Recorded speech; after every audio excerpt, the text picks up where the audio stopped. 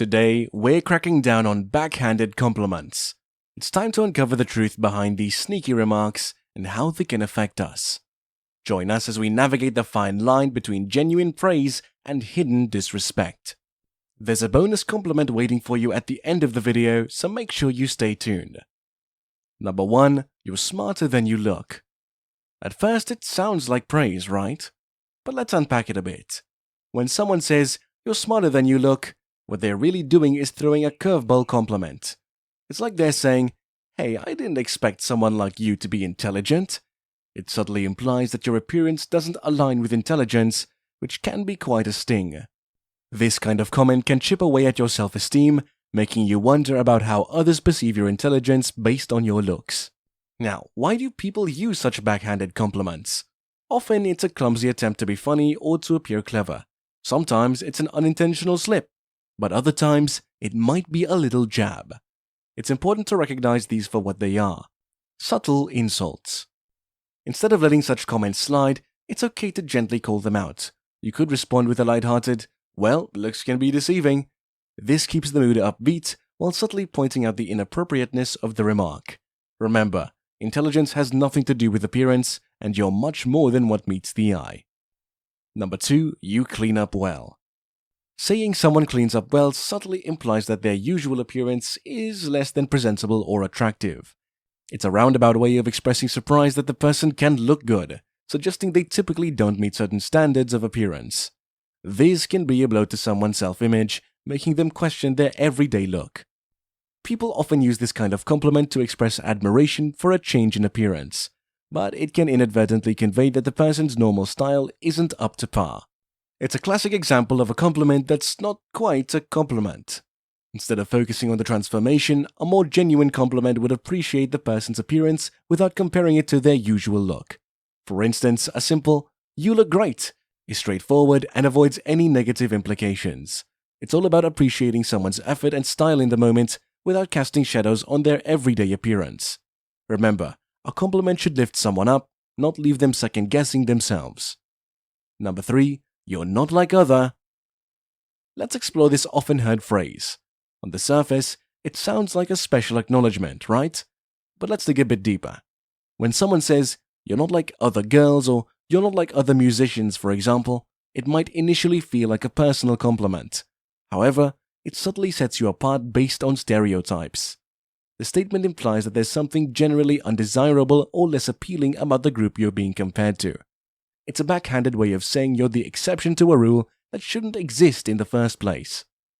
This kind of compliment can be a slippery slope into stereotyping and typecasting. It might seem like a personal win, but it's actually a collective loss. It diminishes the diversity and richness found within any group by suggesting that being different from the group is somehow better. A more thoughtful approach to compliments would be to appreciate someone's unique qualities without making comparisons to others. For example, saying, "Your insights are really impressive," focuses on the individual's merits and avoids any group generalizations. It's about celebrating each person's individuality without casting shadows on others. In the end, everyone has their own blend of traits that make them who they are. No comparisons needed. I hope you're finding this video insightful so far. If you are, how about showing some love? A quick like, a comment, or even hitting that subscribe button really makes a huge difference. Number 4. I didn't expect you to get the job. Now let's talk about a remark that's often passed off as a compliment. "I didn't expect you to get the job." It seems like a pat on the back, but let's take a closer look. This statement, while seemingly congratulatory, carries an undercurrent of surprise and, frankly, doubt.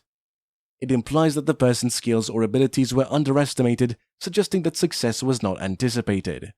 It's a subtle way of saying, "You don't really seem like someone capable of achieving this." Not exactly the vote of confidence you'd expect, right? When people use such backhanded compliments, often it's not out of malice, but rather a misfired attempt to express admiration. However, it ends up casting doubt over the person's abilities and achievements.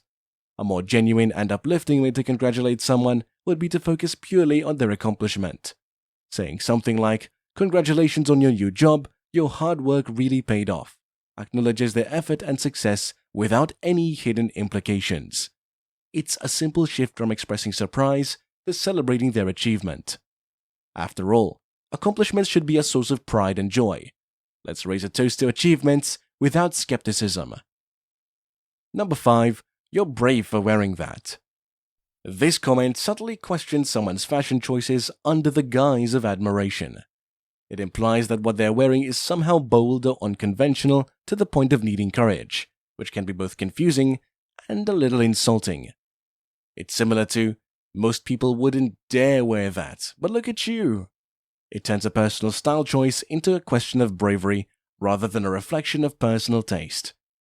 Other people use this phrase without realizing its implications. They might intend to compliment someone's unique style, but it ends up sending a message that the person's fashion choice is out of the ordinary in a not-so-positive way. A genuinely uplifting comment would focus on the style itself, not the perceived courage it takes to wear it. Saying something like, "I love how you wear that, it looks fantastic," is a great way to appreciate someone's fashion sense without any backhanded implications. It's all about celebrating individual style choices for what they are, expressions of personal taste and identity. Number 6. It's so easy to talk to you because you just listen. This phrase, while seemingly praising someone's listening skills, also subtly implies that they're not much of a contributor to conversations. It's like saying, "You're great to talk at, not with."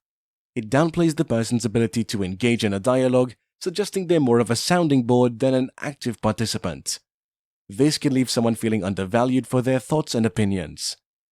People often use this phrase to express comfort in someone's presence, not realizing it might come across as diminishing their conversational role. They're trying to say they appreciate the person's attentiveness, but it ends up sounding like they appreciate their silence. A more empowering compliment would acknowledge both listening and conversational skills. For example, "I really enjoy our conversations. You have a great way of listening and sharing your thoughts." This gives credit for both listening and also for contributing valuable insights. It's about recognizing that good conversation is a two-way street. Bonus point: you're so independent. It's no wonder you haven't found someone yet. This remark appears to praise your self-sufficiency. However, it sneakily implies that your independence is a barrier to finding a partner. It suggests that being self-reliant is unattractive or intimidating in the dating world. Additionally, it reinforces the outdated notion that you need to dial back your autonomy to be considered desirable. Talk about a double-edged sword. When faced with such comments, a confident and light-hearted response can be your best ally.